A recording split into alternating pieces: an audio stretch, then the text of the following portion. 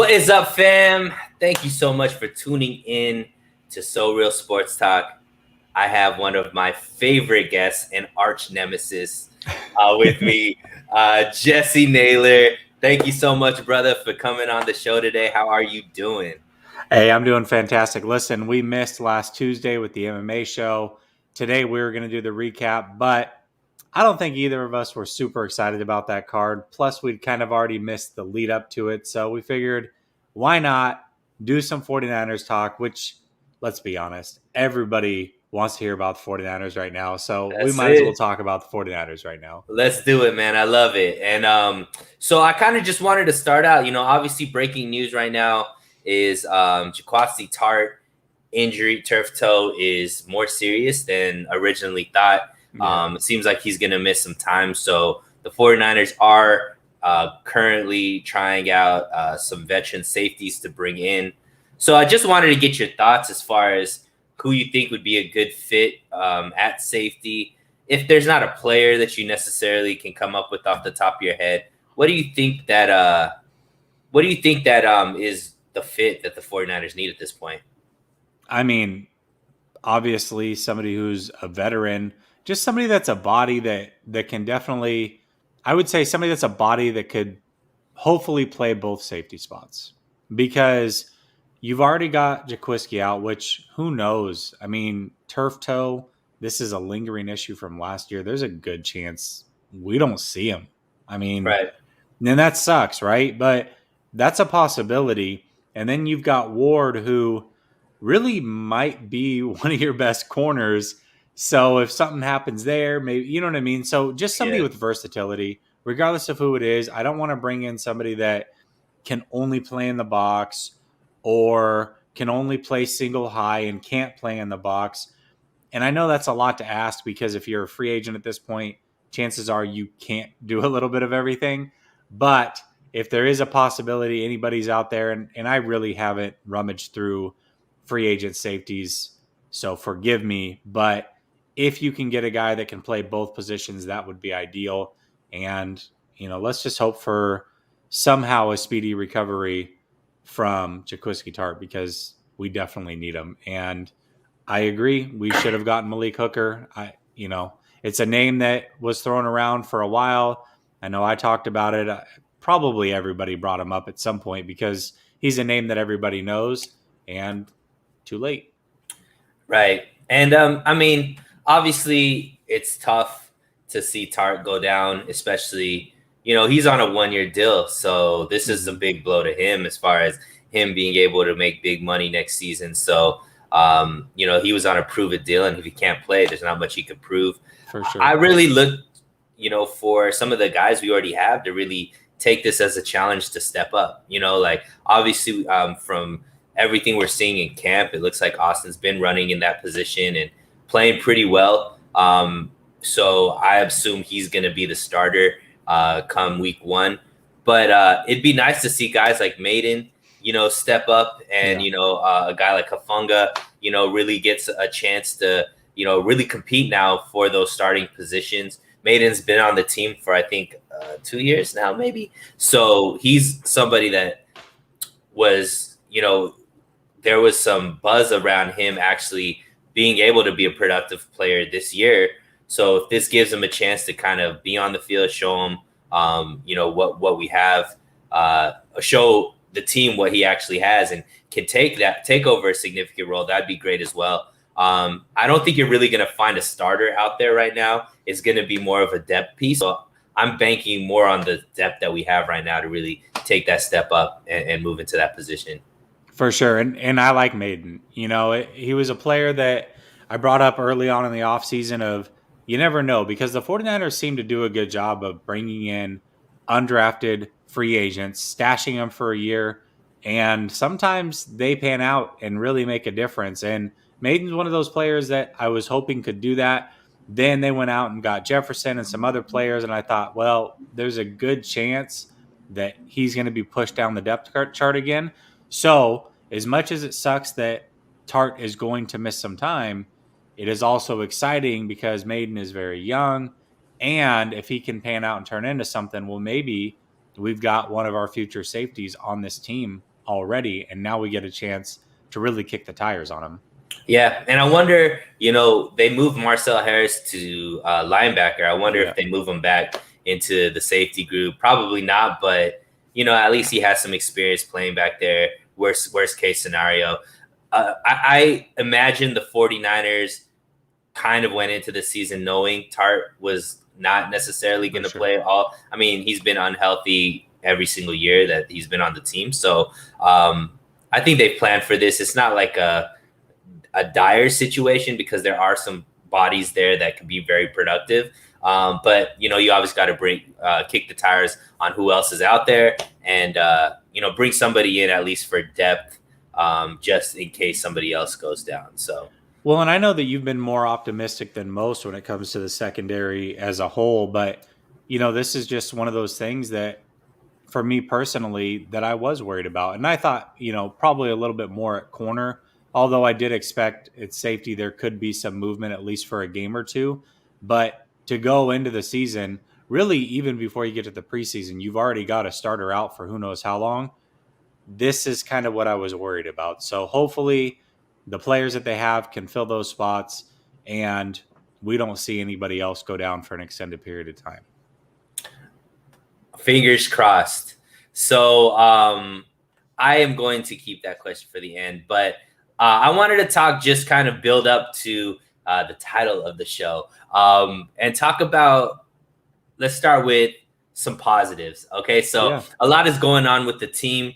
A lot of new faces. A lot of new, obviously new defensive coordinator. So a lot could be different with this team. Where do you believe, Jesse, you will see the biggest improvements this season for the 49ers? This one's tough because, I know, again, I'm the pessimistic one, right? But I Yes. really do see so many improvements across the board for this team.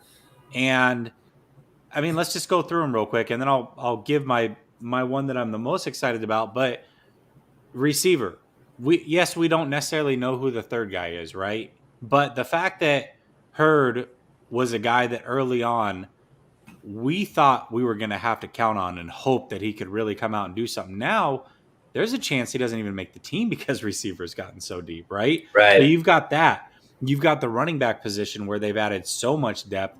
Even with Wilson out, it doesn't matter. They've added two great pieces that are both doing well in training camp. That position's gotten deeper. Obviously, offensive line's gotten a little bit deeper. Quarterback's gotten deeper. I mean, really across the board offensively, they've added pieces. And so there's a lot to be excited about. I would say the position that I'm most excited about or where we could see the biggest improvements would be that offensive line. And I know that there's some iffy things about Banks. Can he be? Can he not be? A lot of people are already worried. Did they mess up and take him way too early and he's not going to pan out? I think we need to pump the brakes on that. It's still very early on, but I think that offensive line can be very dominant this year in the run game. And especially because, I've been very bullish on Lance starting week 1. You add that to the run game and then just allow that offensive line to go downhill all season long. I think that's where you're going to see some major improvements. And a lot of that is because they are going to be playing to the strengths. Someone like Mike McGlinchey is great in the run game, not so much in the pass game.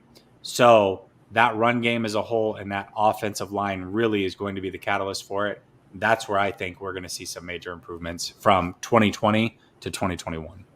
Yeah, I mean, definitely the offensive line is a good one to pick. I think there's a couple of things that maybe that I think we're going to see some improvements. I mean, the defensive line, getting guys like Bosa and D Ford back. D Ford, somebody who we didn't expect to play a snap again for the team. To get something out of him is going to step up that defensive line already with the type of depth that they have, bringing in all of the players that they brought in this offseason. So I think we could see an upgrade there, even though the defensive line was already pretty decent the last few seasons. I also think the secondary, even though a lot of people are down on them, I imagine this 49ers defense is going to be a lot more aggressive and be able to turn the ball over a lot more than usual. They have corners right now that have ball hawking skills, guys like Ferret, and then the rookies that they brought are all known to hawk the ball a lot. And then Jimmy Ward has made it a point of emphasis to become more of a safety that intercepts the ball more. So I imagine he's going to be able to kind of play more free and be able to read some routes and get a few more interceptions than normal. But I'm gonna play off of what you said, and I think obviously with Alex Mack being there as the new All-Pro center and a healthy George Kittle, I think we're gonna see another top 3 running game, and we're going to see the biggest improvement there. And it's because the 49ers are going back to that 3-headed monster that they had so much success with in 2019 on their Super Bowl run. Having Trey Sermon play that 2019 Tevin Coleman role, obviously Mostert's there to play Mostert, and then the other rookie coming out that they picked in the 6th round, is Mitchell. Mitchell. Yeah, Mitchell.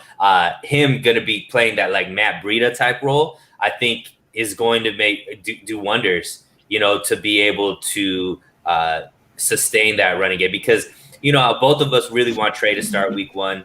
And we're going to get into that obviously later. But even if Jimmy Garoppolo ends up being the starter, that running game has to be the emphasis of the offense, because it opens up everything else for the 49ers offense. And I think that's why the 49ers did what they did in the draft, drafting 2 offensive linemen, drafting 2 running backs, making sure to bring back Trent, and then also sign Alex Mack. And, I think all of that is all geared towards kind of Shanahan tipping his hand towards this is going to be a run-heavy offense. And obviously you're seeing it with the type of packages Trey's doing, a lot of option type reads and things like that. So I think the running game is going to be the biggest improvement.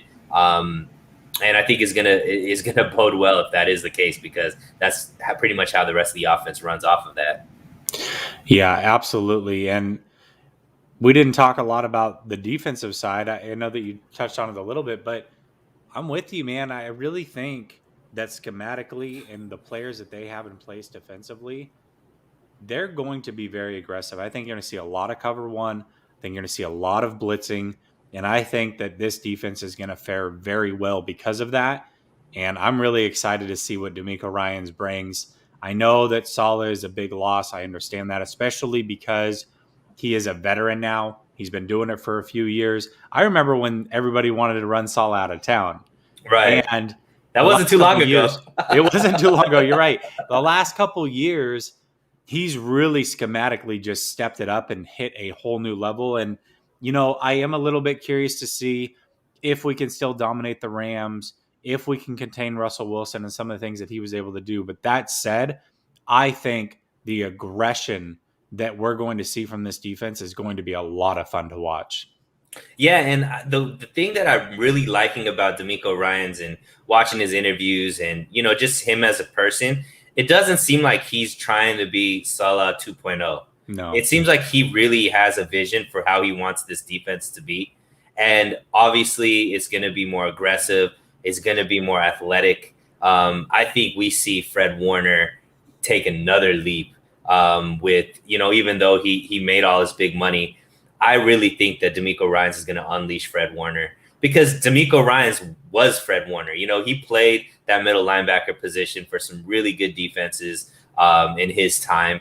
And I think that we're going to see a different wrinkle of the defense. Now, I know, people fall in love with Saleh, and he was a great defensive coordinator, but we didn't really see the beauty of just the defensive coordinator till all these injuries happened and he was forced to play more aggressive because he couldn't play the safe role that he used to. I think even if we had all the same team, D'Amico Ryans was going to play aggressive with the same talent.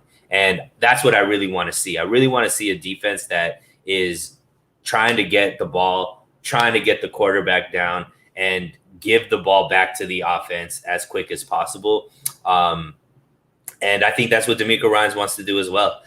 So I think the defense is going to be extremely strong. I know people are, critiquing, oh, there's not enough depth here, there's not enough depth there, but I think that overall the scheme is going to be stronger than the players that are there, and they brought in the type of talent to be kind of like changeables, like be able to be kind of utility where they all could fit in certain type of roles, so that we could always play the same scheme no matter who's healthy.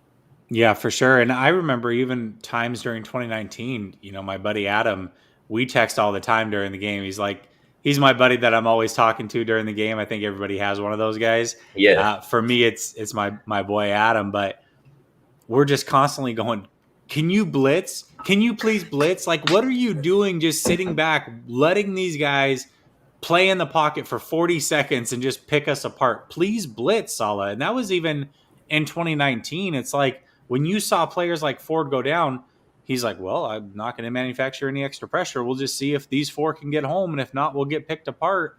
And it was super frustrating to watch. And I remember he's like, oh, we got to fire Salah. I don't care. He's got to go. And I said, I think Salah is going to be a very good head coach. I just saw that in him. But as a defensive coordinator schematically, I still think it fell apart for him at times. And you're right.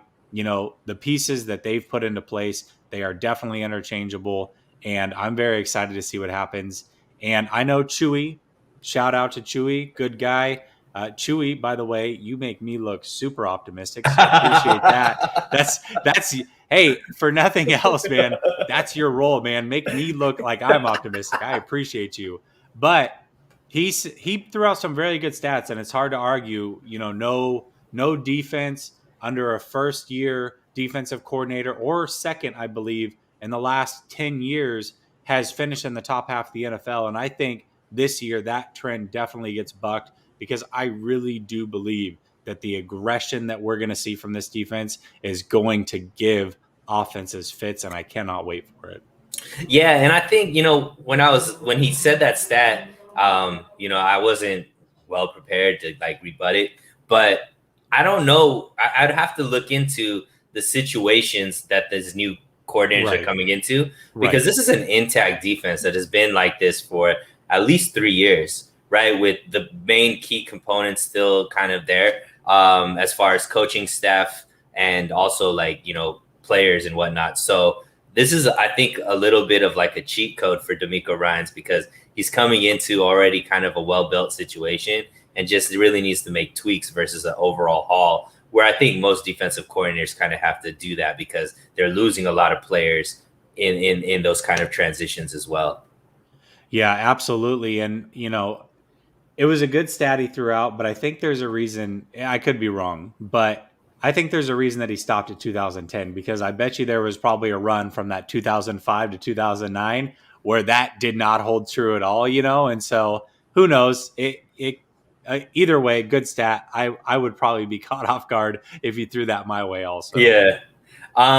So let's move opposite direction. Probably something you're more prone to, obviously, with the realist / pessimist that you are, Jesse. So where do you believe we are going to see the biggest drop off with the 49ers this year? God, I know that like this is on brand for me to just come up with something. I don't know, because even if they have injuries, which every team's going to have injuries, I just can't expect that they're going to have as many or near as many injuries they had last year. And I just talked about how I think the depth is so much better on this team. So even if they do have injuries, how do they not make up for that? I don't know. I honestly don't have an answer, my man. I apologize. That's okay. Pinort says safety or cornerback. I don't think so. And here's the reason, Pinort. Yes, that should be the candidate. To me, that's the easiest, that's the lowest hanging fruit, that's the easiest one to say. But when Sherman went out and Verrett became the number one and they were able to go into a man direction, you saw this team flourish. You saw that secondary flourish. And I think that plays to the strength of the secondary. So yes, I could see the secondary dropping off because injuries can happen. Verrett was very healthy last year. Maybe this year he's not. Same with Ward. And I think those two are really the linchpins, no pun intended, of Mhm. this defense. And so if one of them goes down, yes, that is where you're going to see the biggest drop off. But I don't want to predict injury. I don't want to assume injury. So that being said, I don't look at this team and say there's going to be a major drop off anywhere. I don't see it anywhere.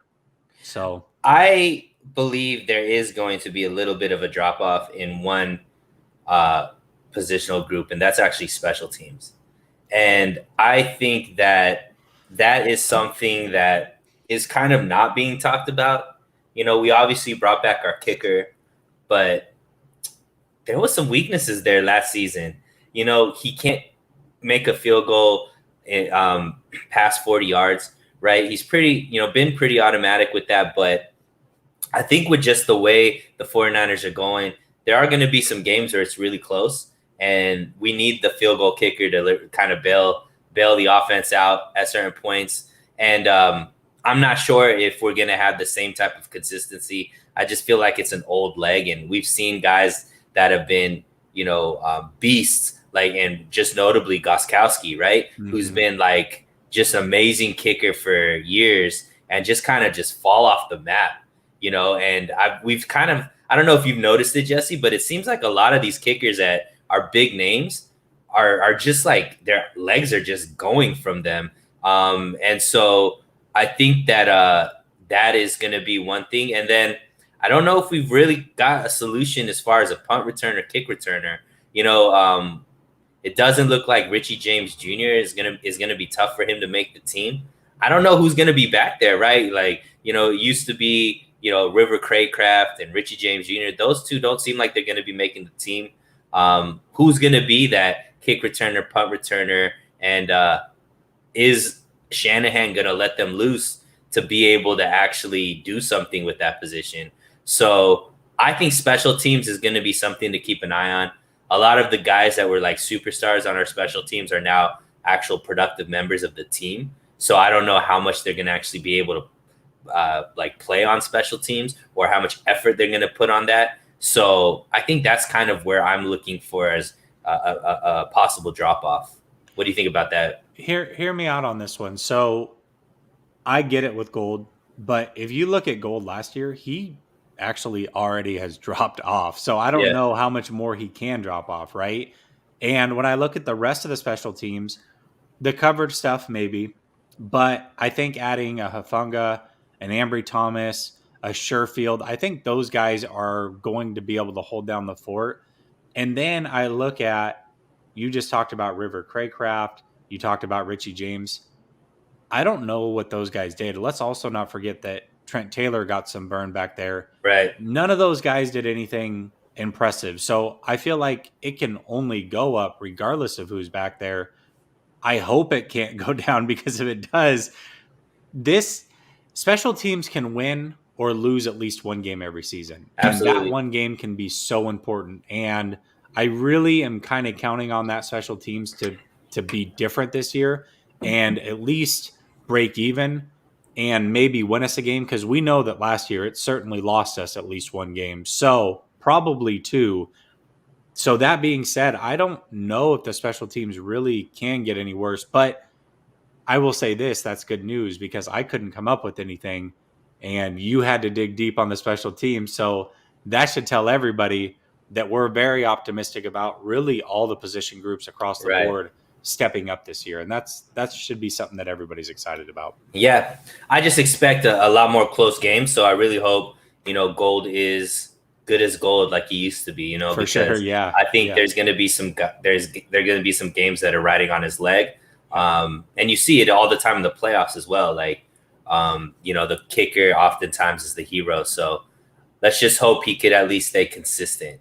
For sure. Now we kind of touched on this, but I want to go a little more in depth. One thing that I've been pretty consistent on, Jesse, and is really bulking up that running game. I think it was something that a lot of 49er fans, during the offseason weren't paying much attention to. They just felt like we fixed the quarterback, we fixed the team. And, I was trying to raised the flag. Like, look, our running game really, really, really fell off last season as well. A lot of that had to do with injuries. A lot of that had to do with just not consistent offensive line play. Also, Kittle going down was a big deal. But we brought back Trent Williams. We signed Alex Mack. We obviously picked up Aaron Backs in the draft. George Kittle is coming back healthy.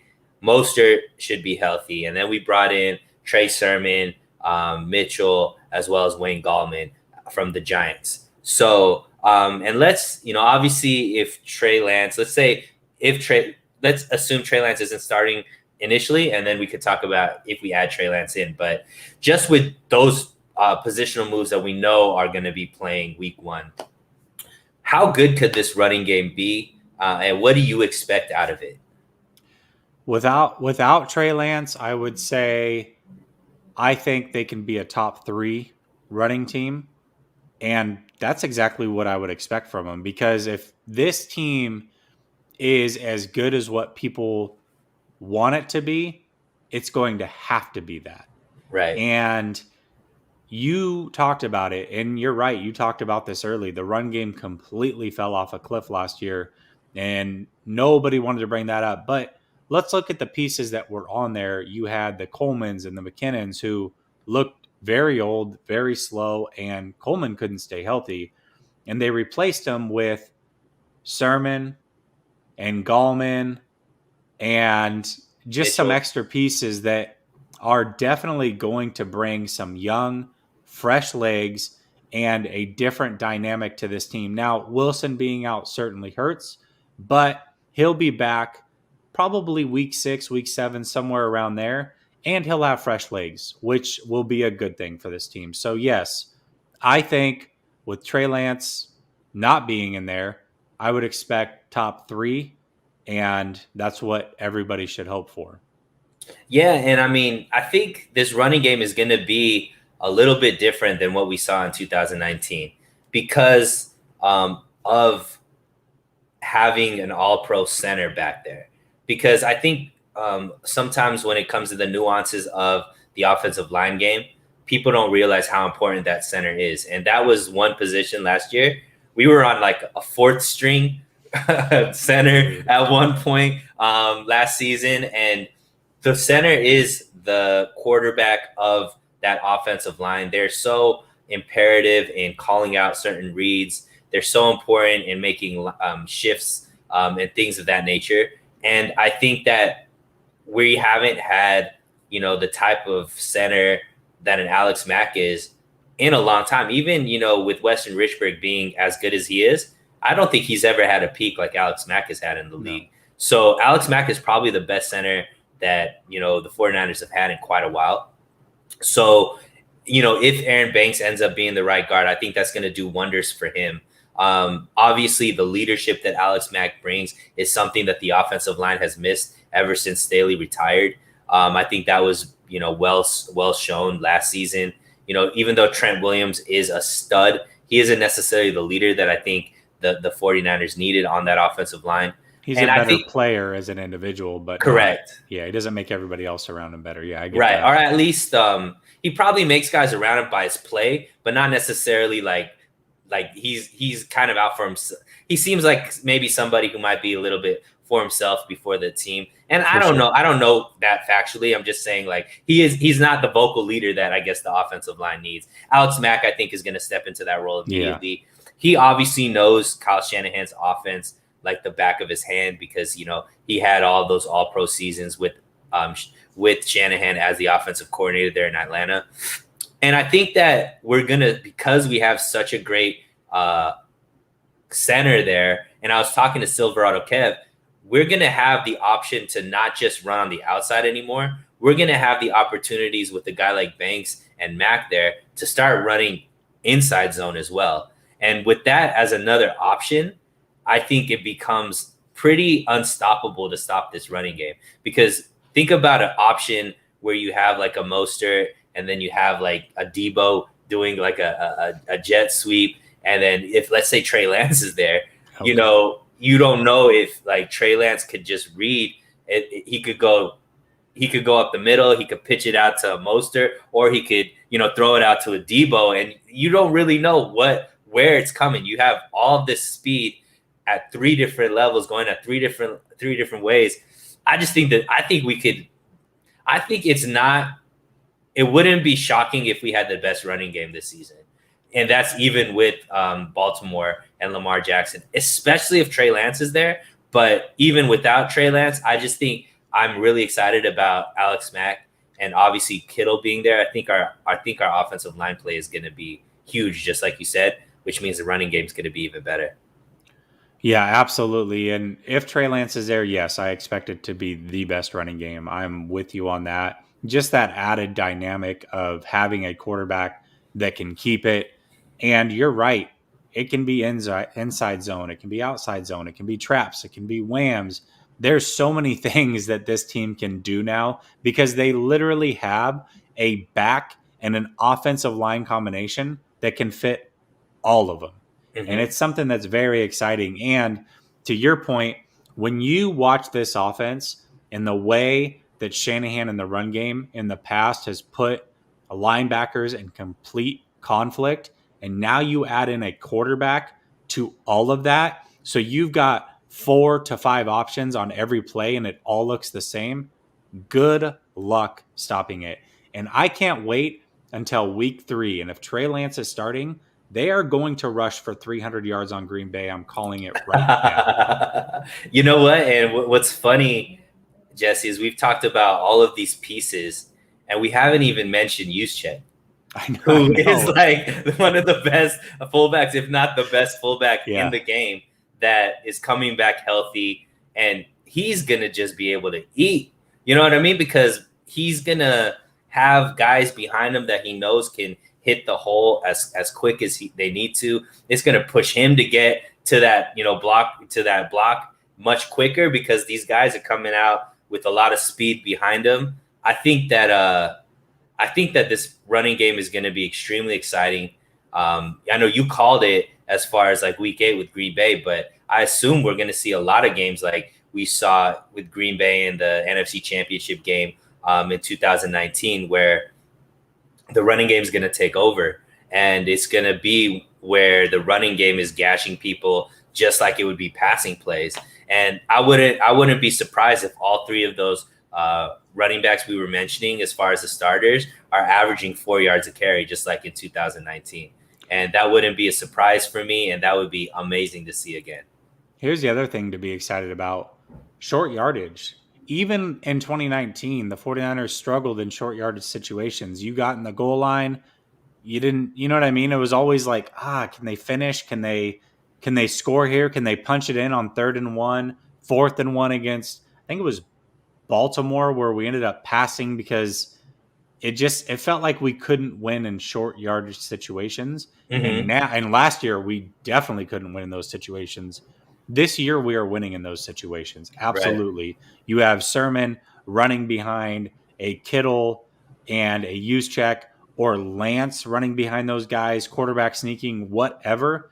Yeah, I think short yardage and goal line situations, this team will be much better.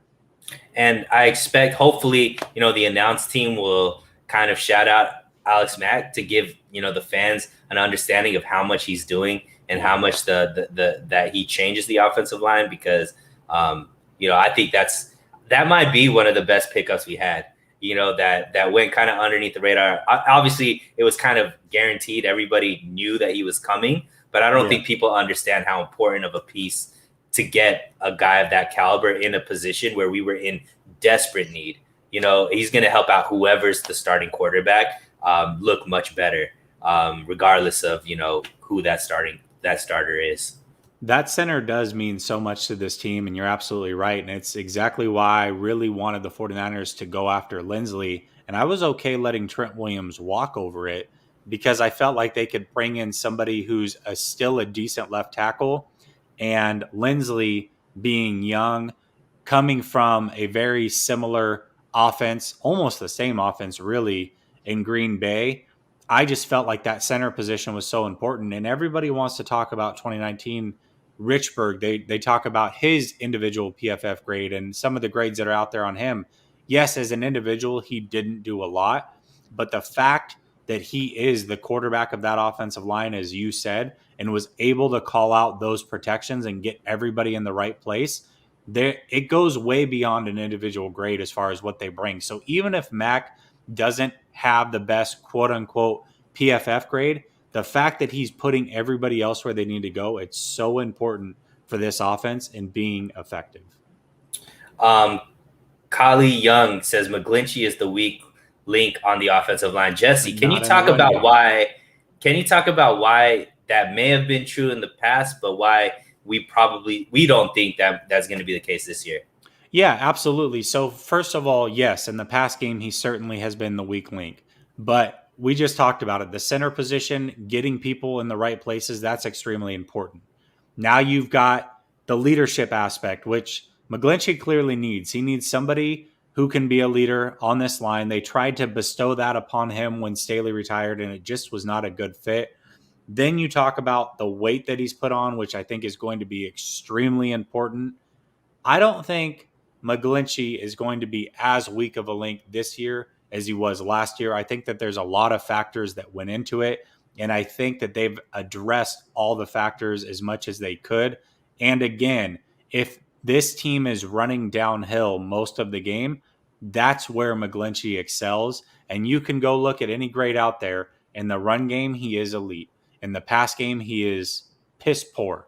So even if that trend continues, if this team is running the ball the way that we expect them to, he will be very effective because of that.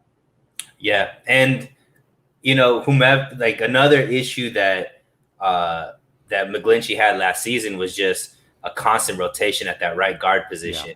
So one thing that whether it's Brunskill or whether it's Banks that takes that right guard position, there's going to be some continuity there along the offensive line that was just missing last season. I'm not saying McGlinchey was great last season, but I think he was the scapegoat a lot of times, and there was a lot more nuance in why the offensive line wasn't playing as well. I think McGlinchey got the worst of it, probably because Grant Cohn is a big, is really great at, putting McGlinchey on blast. But I believe that this is going to be kind of a resurgent year for him.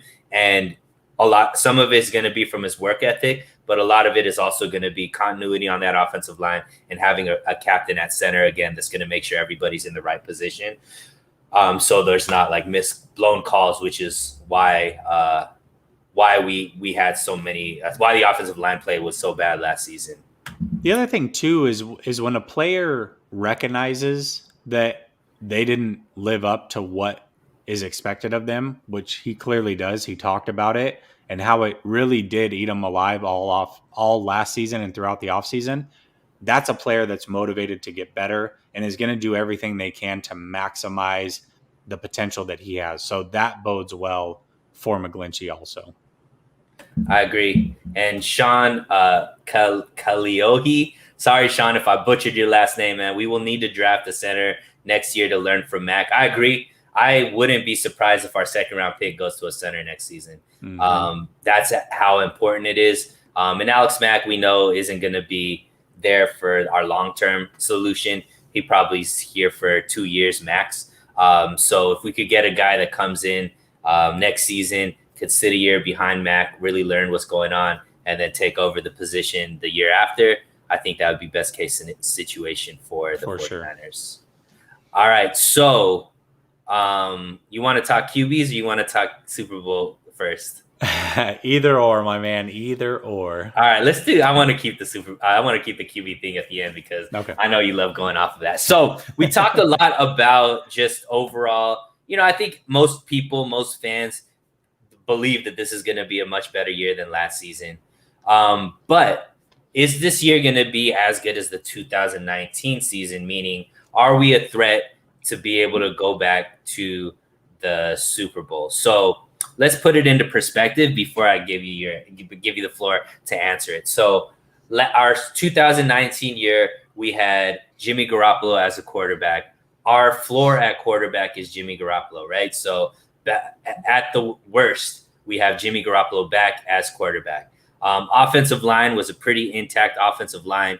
We had Richburg, we had Staley, we had a pretty good right guard at that, and we also had McGlinchey and Thomas in there as well. We're going to have that same thing intact. Our running backs were really solid. Coleman, Breida, Mostert. We still have Mostert. Now we have Trey Sermon and Mitchell that'll probably be in that role. I would say we have upgrades at receivers with Ayuk. I think Ayuk is better than what Sanders was at that time, even though Sanders played well for us. We got a better version of Debo, I believe. And then whomever wins that third role, I think will play just as good, if not better, than Bourne. Kittle is Kittle. I think we have better corners, a better system, better defense overall. Definitely the defensive line. All-pro Fred Warner, who's now solidified himself as the best middle linebacker in the game. So knowing that, are the 49ers Super Bowl contenders, a threat to win the Super Bowl this year? They can be. And they have the schedule to do it for sure. Again, I am picking them to win the NFC West. I just don't know, once it gets to playoff time, if they will be the biggest threat out of the NFC West. I think one of the biggest omissions that you left off the table was Buckner. There is no Buckner on this team. And Buckner, we can say what we want, but at that time, before Fred Warner was Fred Warner, Buckner was really the heartbeat of that defense. As he went, this defense went. And that is a big missing piece. There's so many questions with Javon Kinlaw. Now, I do think this defensive line has a lot of depth, a lot like they did in 2019, but I don't think they have an interior player as good and as disruptive as Buckner. And I think that is really where the difference is. Now, I would say the team on paper, top to bottom, should be better, yes. That said, the league has gotten better. The 49ers lost to a 2019 Chiefs team. Essentially, that same team got waxed by the Tampa Bay Buccaneers, who the 49ers are going to have to go through in order to make it to the Super Bowl. Chances are the Buccaneers get the number 1 seed. They have an easier division. They have a very easy schedule, especially for a defending Super Bowl champ. I expect that they get the number 1 seed. Now, if Trey Lance is starting by the time they go to the playoffs, I think that is the X factor, because there is no way that you can game plan for Shanahan at his best scheming that up. And if Trey Lance starts a majority of the season like I expect him to, it will basically be like his second season. They say that your rookie season ends when the playoffs begin, and now you're on to year 2. So he will be better because of it. And on paper, the 49ers definitely have the recipe to beat the Tampa Bay Buccaneers, because how do you beat Tom Brady? Well, you get him off his spot. The defensive line can certainly do that. How else do you beat him? You keep him off the field, and you run the heck out of the ball. The 49ers absolutely can do that. So, yes, I think if any team can knock off that Buccaneers team, it's a healthy Niners team with Trey Lance at quarterback. But there is so many questions as far as injuries. There's so many questions as far as, is Lance going to play, or is it going to be Jimmy Garoppolo? And the rest of the league has elevated a little bit.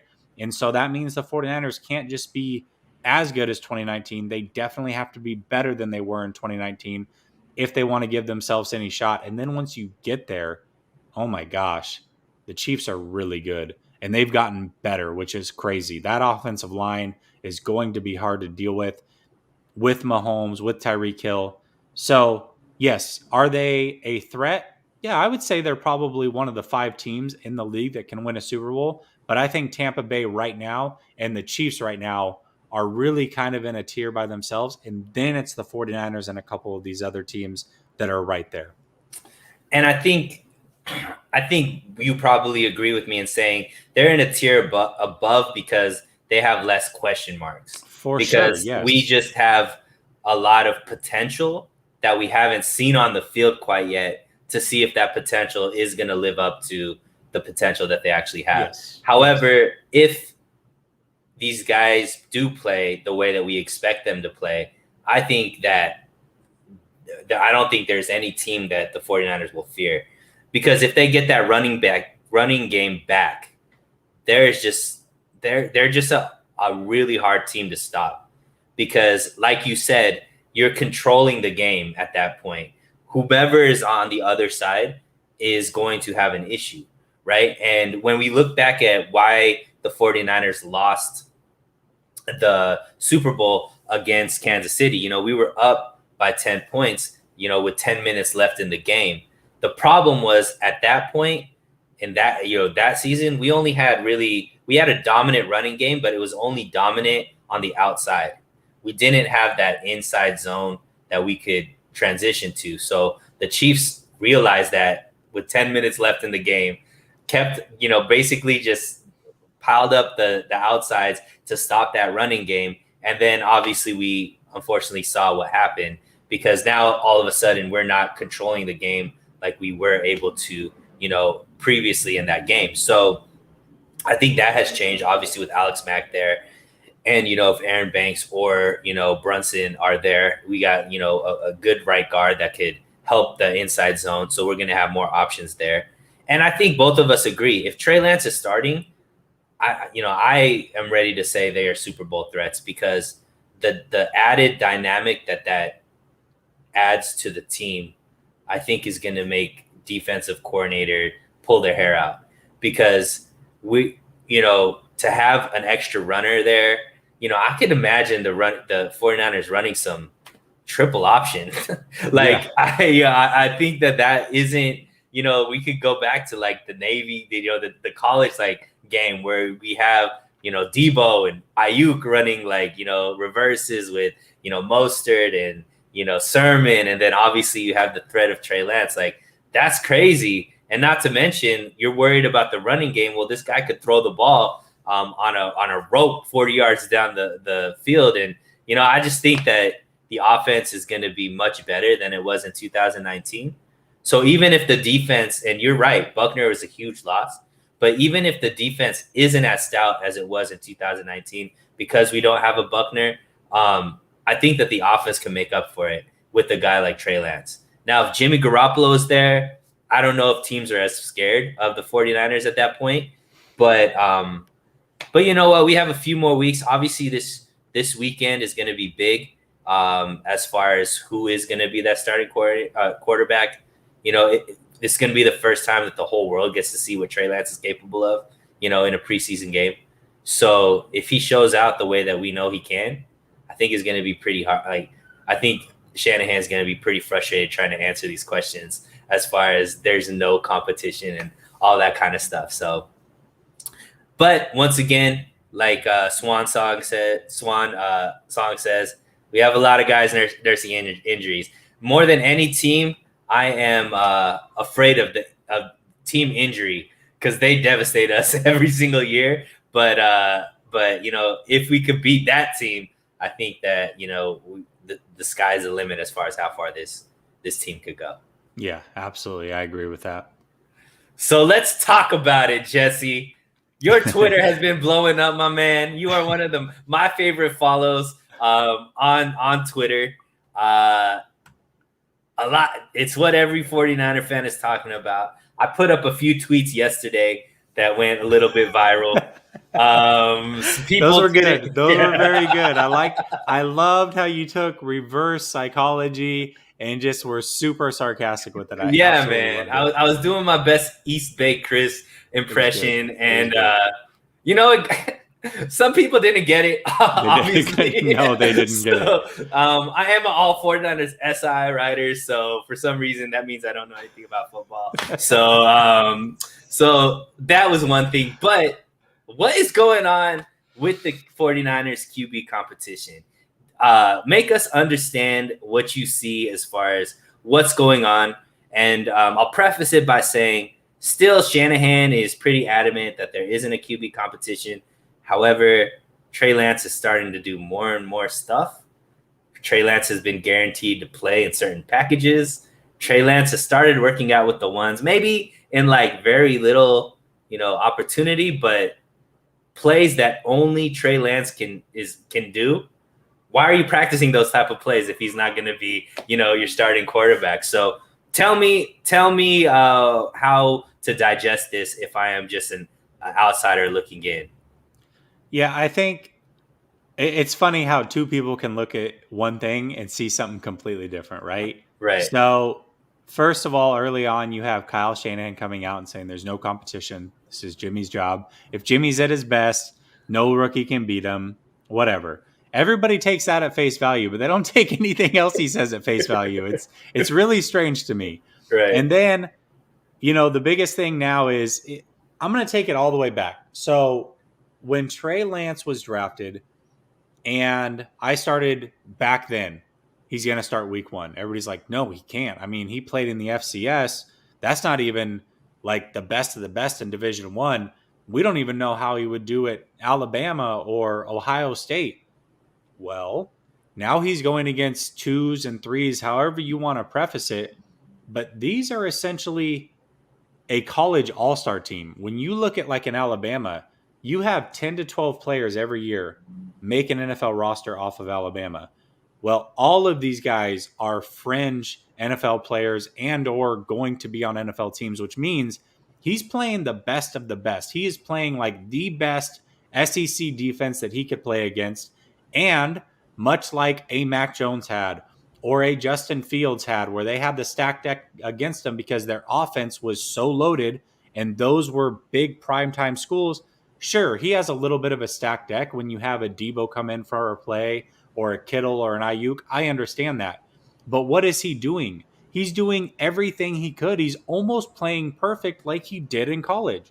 What more could you ask for? So he's now passed that test. Now the next test was, okay, let's see him do it with pads.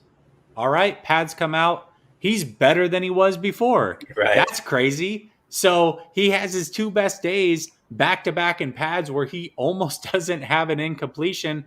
And now everybody's like, well, let's see him do it with the ones. And I'm saying, let's see Jimmy do it against the ones because Jimmy has had the benefit of 5, 6 starting defensive players being out almost every practice, yet he's playing with a full stack deck of offensive players.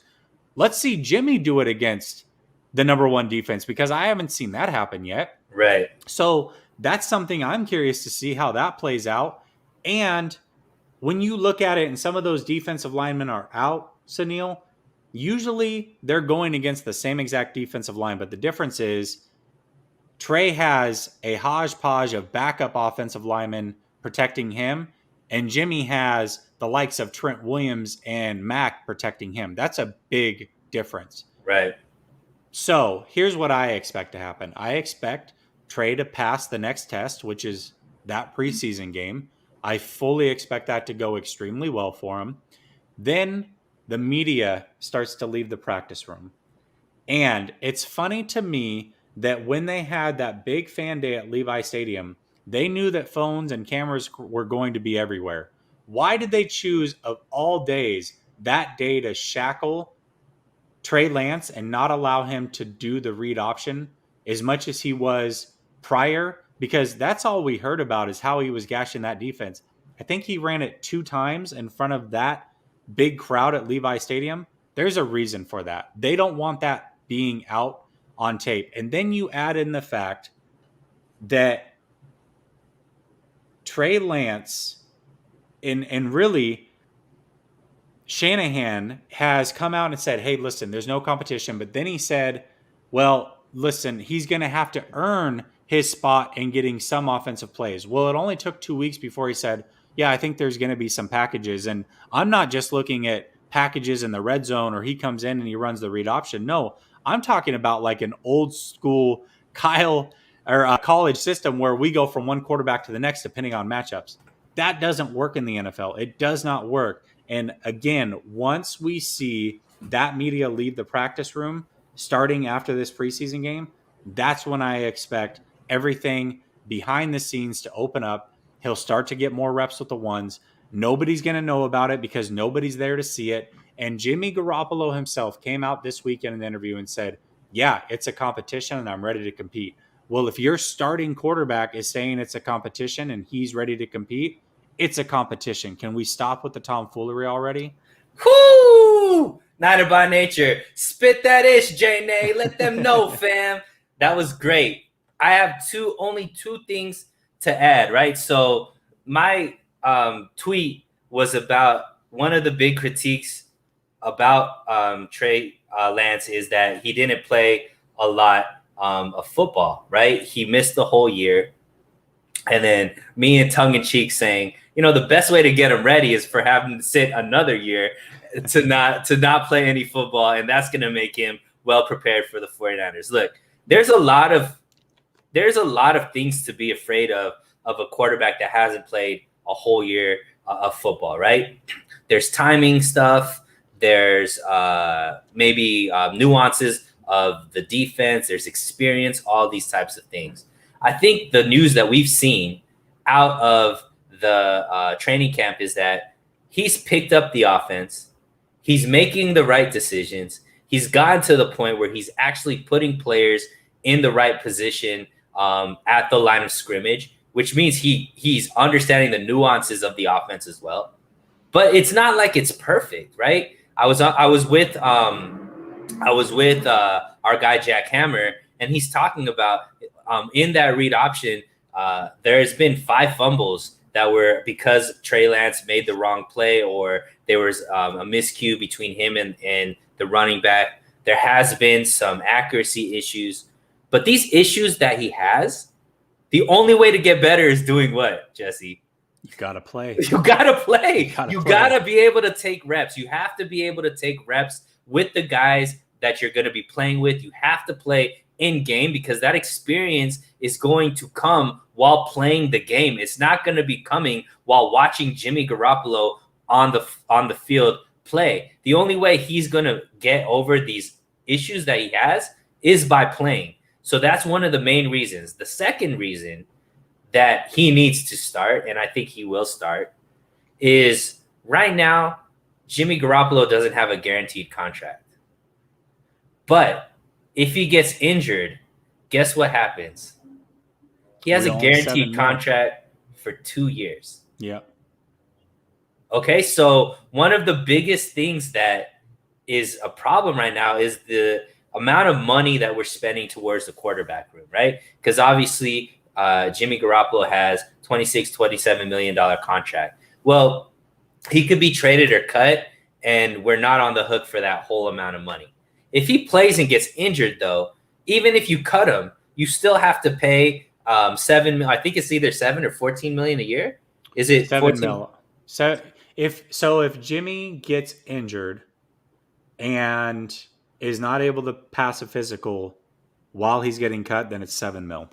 Okay, for 2 years, right? Yeah, I believe it's 2 years. Yep. So that kind of negates the whole having a guy on a rookie contract type of thing, because that's the time where you're supposed to stack up your team because you have a quarterback on a team-friendly deal.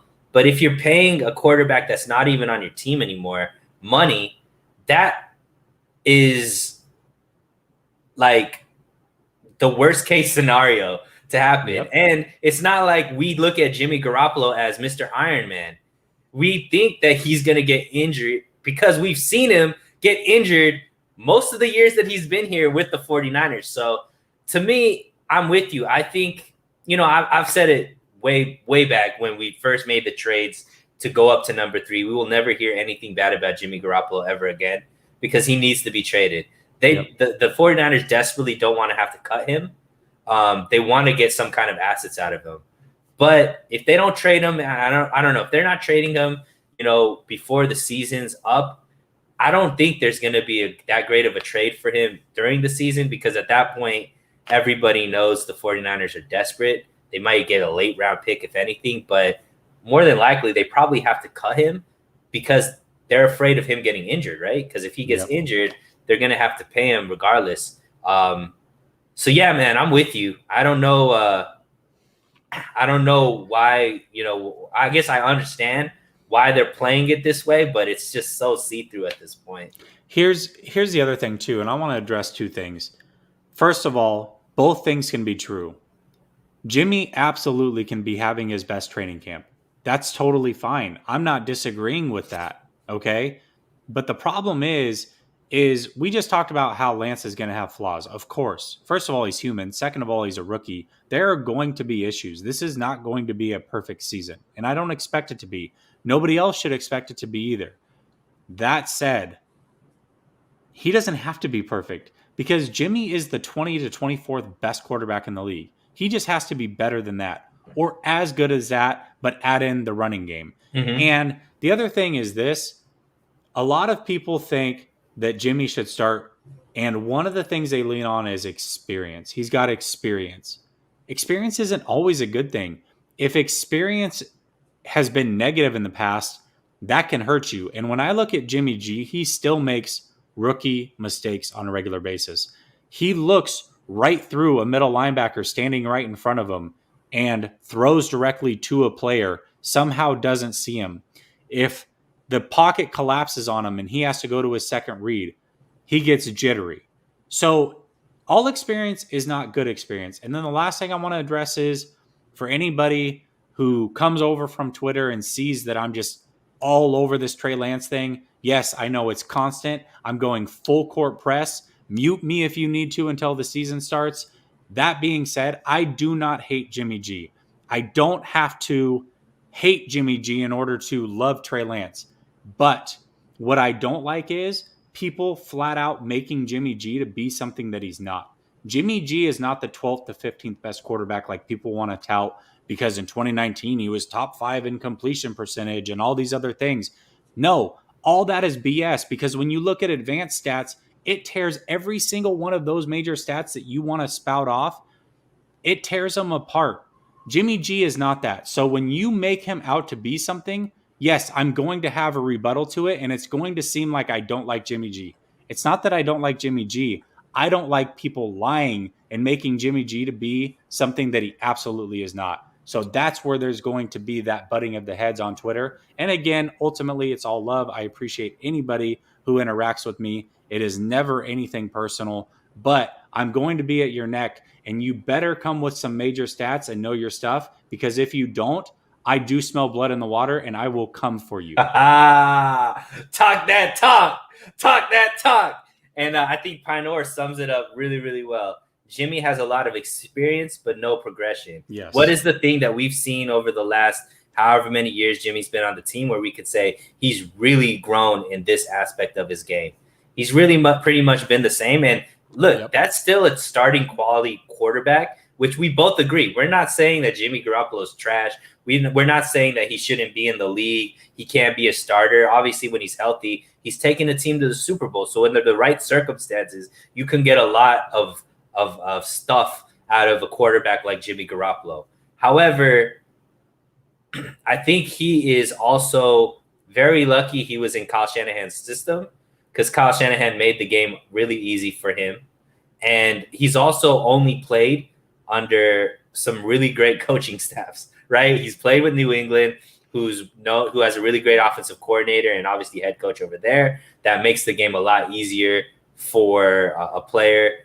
Kyle Shanahan makes the game a lot easier for a player, not taking anything away from that player, because obviously the team has won more with Jimmy Garoppolo as the starting quarterback than not. But that doesn't mean that if you put somebody in there that has the same amount of talent or more, plus another dynamic as far as mobility, that you're not going to be able to see an even bigger gain for the 49ers offense. So that's all we're saying, man. We're not trying to say Jimmy Garoppolo is the worst. We're saying a $27 million contract for a quarterback that doesn't play at that level, and it's kind of vanilla when you have, the spicy up and coming new guy on a cheaper contract. We just think, the math makes sense to start the, more athletic, younger, cheaper, more upside type of player, because at the end of the day, the experience that this guy gains, even if this year doesn't turn out to be a Super Bowl year, it's only going to be better for next year with a full season under Trey Lance's belt. Absolutely. And that was an argument that I had made just yesterday. I said, okay, if this team doesn't win the Super Bowl this year, and odds are not in the favor of them winning the Super Bowl. We just talked about how good they are, right? I understand that. but there are 31 other teams in this league. So chances are they don't win the Super Bowl. So if they don't win the Super Bowl, and odds are in the favor of that happening, wasting a second year of him sitting again is the biggest disaster, because he's going to have to learn from those live bullets that everybody wants to talk about and everybody wants to see from him. He's going to have to fight through those in year 2 instead of year 1. And I actually think this team is set up for success more next year than they are this year, especially because Trey Lance can definitely get some of that learning under his belt. But if that happens and he's essentially playing for the first time in 2 years next year, you've now wasted 2 of the first 4 years of having that cheap rookie contract. Half of it is now gone. So you have 2 years after that you essentially can win a Super Bowl. I'm not for that. It's not worth it to keep Jimmy as the starter. For what? We know whether it's week 1, week 8, week 16, or week 1 next year, Jimmy is not the future of this team. Trey Lance is. Let's move on. Let's start the future now and set this team up long-term for success in winning Super Bowls and having that window wide open, versus hampering ourselves and taking 2 years immediately off the top and saying, all right, not this year, not next year, but we got 2 more chances at it when Lance is at his best. That's not enough for me. You traded way too much capital. You have to get him in as soon as possible and allow him to learn from those mistakes and see those live bullets. And even if Jimmy starts and he plays this whole season and is healthy and we don't win a Super Bowl, that is a wasted year, right? Because if Jimmy can't win a Super Bowl, we definitely know Trey can play the same way and not win a Super Bowl. But sure, at least that experience makes it more likely for him to have a better chance winning it the next year. And at the end of the day, it's better for the team to have their franchise quarterback, which is what Trey Lance is. When you give up all that draft capital, he is the franchise quarterback. Play the franchise quarterback, let him get the experience. Even if this year doesn't turn out the way we expect and we don't make the playoffs, all that kind of stuff, great. We still get a quarterback gaining experience that in year 2 is going to come back with a chip on his shoulder, with a lot more experience, and with the work ethic that we've already seen him do, is going to come back a much better player, and that's better for the team overall. Jesse, I'll give you the last word. Is there anything you want to plug, anything you want to talk about? Jesse's YouTube is in the description. If you haven't, I'm assuming everybody already has, because he has hell of a lot of followers on YouTube, but you could always use more. Please go subscribe to his channel. But Jesse, anything that's coming up in your life? Yeah, if you didn't check it out, I had the opportunity for the second time in a couple weeks to be on 95.7 The Game. Go check out that interview from last night. We talked a lot of the same things, but it's always cool, like growing up and listening from afar to 95.7 The Game and playing through the app and calling into their show before big games when I was younger, and now to be a part of it. That was one of the coolest things that I've had the opportunity to do as of late. And you know what? I appreciate anybody who follows me, interacts with me, subscribes to the channel. It really means the world to me. From the bottom of my heart, I appreciate all of you. Even if we do go back and forth and things get heated, ultimately, we love the 49ers, and that's what matters most. But go subscribe to my guys. Sunil deserves a ton of love. If you have not subscribed, if you have not hit that bell notification, absolutely do so. Jackhammer, obviously Grant, everybody subscribes to him. Ben, Bay Area Baller. There's so much good content out there. And even if I'm not your cup of tea, I guarantee that one of these guys is. So go show these guys love. Absolutely. Jesse's channel is Last Second Sports. The link should be in the description. If not, go to his Twitter page, and it is definitely in there. Niner by Nature, I think you have one of the best handles on the internet right now. It's a great name. So good. Kyle, you better be listening to So Real Sports Talk right now. Absolutely, Kyle. We are the ones that are going to help you through this season. So make sure you're listening, and the rest of the 49ers. And hey, players, if you are watching, come at me, man. I'd love to have you guys on the show as well. Sure. Jesse, I appreciate you like always, my man. We will definitely do it again very, very soon. Everybody that tuned in, thank you so much. Till next time, remember, keep it so real. We will see you later, guys.